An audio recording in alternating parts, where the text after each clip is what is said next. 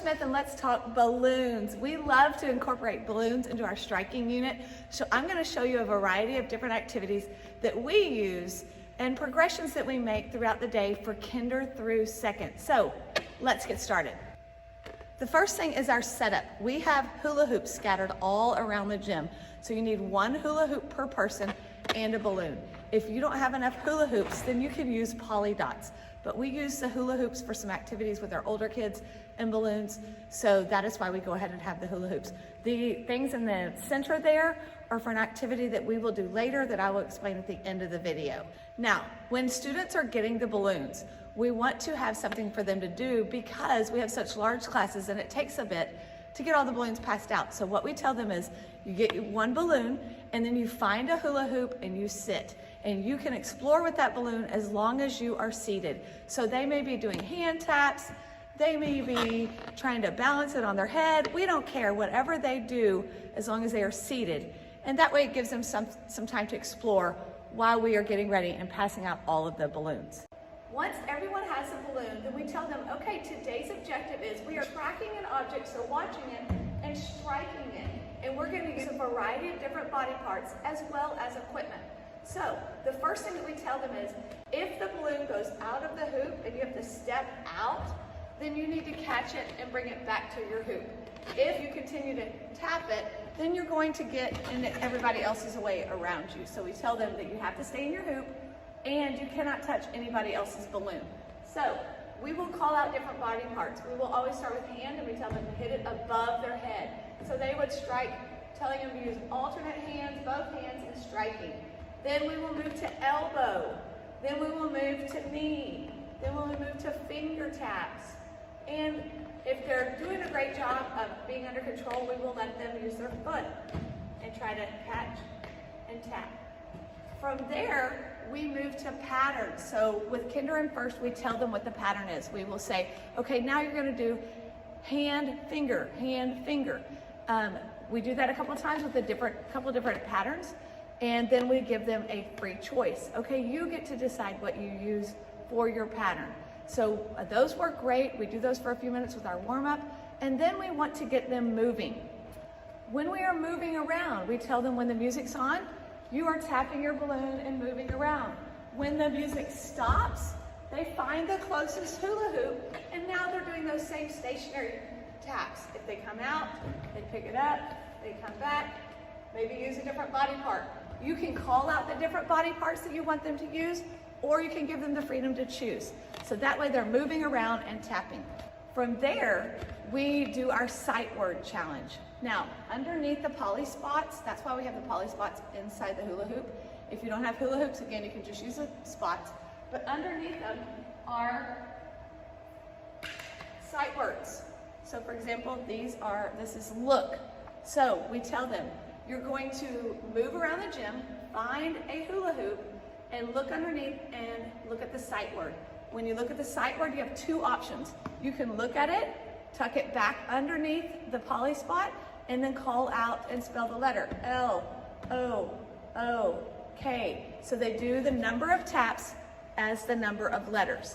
Now, some of our struggling readers don't know how to read the word, and so it's really hard for them. So we give them another option. We say, you can look at the card as you spell. So you do L-O-O-K, look, and that's fine too. And then they tuck it underneath the poly spot, and then they're going to find another spot. So they tuck it under, they are tapping their balloon to another spot, and they look under. This one spells your. So they would tuck it under, and they would say Y-O-U. If they step out, then they have to start over. So it's Y-O-U-R. And that is our sight word challenge. And it's a great way to incorporate those sight words with Kinder through 2nd. So with 2nd grade, we don't spend as much time on the activity that I'm going to explain next, which is our beginning sound strike. So we do a balloon battle. And balloon battle is from Mike Morris. He has an amazing website with lots of great resources. And I would probably say the guru on balloon activities. So I will link his resources below, but this is called Balloon Battle. And I find a partner, we each have our own balloon, And it is basically a competition to see who can keep their balloon going the longest without stepping out of the hoop. Even if I am here, that counts as being out of the hoop because my foot was raised. So I have my opponent, we say ready, go, and we start doing taps. Now we tell our students you have to tap it above your head. If not, you're gonna have students just doing this. And that was a very good strategy I saw, but we tell them above their head. If it goes out and they have to go catch it, then their opponent wins. We tell them great job, and then we have both partners go to the middle and raise their hand to find a new partner.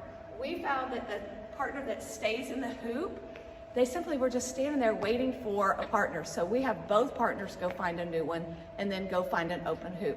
So this is balloon battle. Again, we do it for 2nd through 5th. So the last activity and the main activity we do is called beginning sounds strike. And this again is a Mike Morris activity. And I will link, he's got great resources with the paper.